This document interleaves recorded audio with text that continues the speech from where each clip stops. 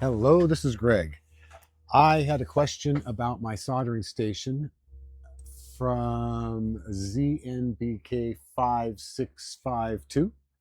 Now, nearly 7 months have passed uh, since you made this video. Can I have your feedback about the product so far? As today, I found it and I started to like it. Do you recommend it? Did you have any issues? Okay. Um, and it's a really subjective question. I cannot answer this question without just in a text. So here we go. Number one, issues. The first and only issue I had, the um, air gun started acting a little funny, and I just disconnected the line and connected it back in. It was just a bad connection. It was literally, that was the fix. So that's it. Uh, let's go through this really quickly. Soldering iron, nice hold, doesn't get as hot as I would like. I have a 500 Celsius tip. This is 500. This one says 500. This one says 480. There's definitely a difference. It's nothing that can't be overcome with the air gun. Just heat up the board, and this one does perfect. I've kind of gotten used to using both. If I'm just going to do something, a spot solder, and I know it's a big heavy board, I grab this soldering iron instead of this one. So just felt that was, you needed to know that I don't just, this is not just my only soldering iron. I do use the second one at times on things that I know I need more heat. But for doing little kits and stuff, it's beautiful. The thing is nice, light. The heat doesn't draw back through the tip. In this one here, it does. I mean, sometimes I'm holding it back here if I'm using it for a long time because it draws so much heat back. Okay, moving on. Sucker works perfect. That guy up there on the left doesn't clean it enough, but if you keep it clean, it's beautiful. Takes a long time to heat up, 3 to 5 minutes. So be aware of that. If you're going to use it, turn it on early.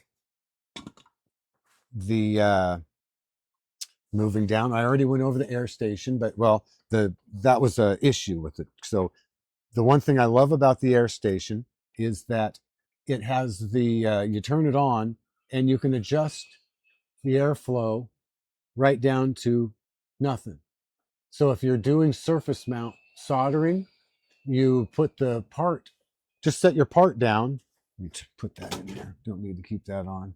Um, you don't need to keep, what I do is just lay a part down and put the air to it and turn it down till it doesn't blow it away. And then that's my air flow. This one does the same thing, but it does it with arrows. That just makes it way easier to do. When you turn it on, I have mine preset to 30 minutes for an auto shut off. I like that. It is not instant heat on the soldering iron. If you go to the desoldering station, I have this one set up on a 60-minute auto shut off. And it does have 3 presets in it. Let's go back to the soldering iron. The memory button in the middle, there's a 380 setting, and then there's a 300 setting and a 480 setting. I did the same thing on the air station, 480, 250, and 180. So,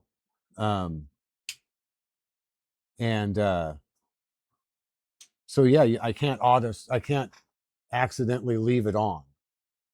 Not that it would, I don't think it would be a problem even if I did, but anyway, I like having that to where if I'm in bed at night and I think, did I turn off my soldering iron?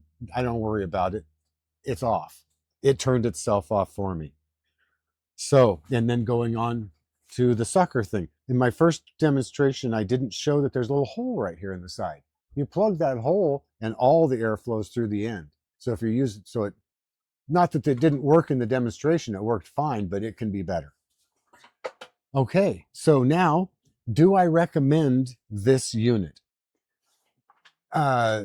Again, a little subjective. If I break it, if I do something stupid, I'm moving it around, I drop it, it never comes on again, and I can't fix it. Absolutely, I would order one immediately. Use this one for spare parts. If it just shut off and broke and I couldn't figure out what was wrong with it and the company wouldn't help me, then no. But I would find another company and buy another one that was just like it. I love having everything together. So for my purposes, I will always have something of this nature if I'm doing this kind of work. Now, here's the good news. If you're still here, oh, there it is. That's the auto shut off alarm.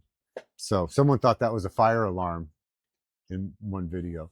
So let's go over to here. Now, you can still buy it at the sucker price for $2.99. Ta-da! I'm the sucker in this case.